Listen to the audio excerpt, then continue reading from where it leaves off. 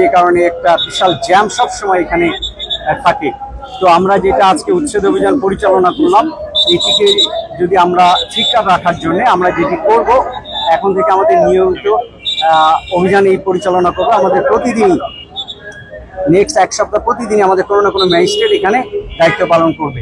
একই সাথে পুলিশের যে এখানে আমাদের ফাঁড়ি রয়েছে তারাও দায়িত্ব পালন করবে, এবং আমরা আরেকটি ইনক্লুসিভ ম্যানেজমেন্ট সেটার মধ্যে যাব। আমাদের এখানে যারা ব্যবসায়ী রয়েছেন, দোকানদার রয়েছেন, সেই সমিতির সাথে আমরা বসে একটা কর্ম পরিকল্পনা করবো যাতে স্থায়ীভাবে আমরা এই ফুটপাত দখলকে আমরা মুক্ত রাখতে পারি। জরিমানা করেছি, এখনো টোটাল আমরা হিসাব করিনি, তবে 30 থেকে 25,000 টাকার মতো আমরা জরিমানা করেছি। মহাসড়ক আইনে আমরা এই জরিমানাগুলো করেছি। আমরা এখানে যে বাসগুলো অবৈধভাবে দাঁড়িয়েছিল তাদেরকে জরিমানা করেছি, তাদের ড্রাইভিং লাইসেন্স যাদের ছিল না তাদেরকে জরিমানা করেছি, এবং এখানে অনেকগুলো মাইক্রো বাস দাঁড়িয়েছিল তাদেরকেও কিন্তু আমরা জরিমানা করেছি। এই অভিযানগুলো যদি আমরা নিয়মিত করি, আমাদের বিশ্বাস যে অচিরেই এই সমস্যার সমাধান হবে।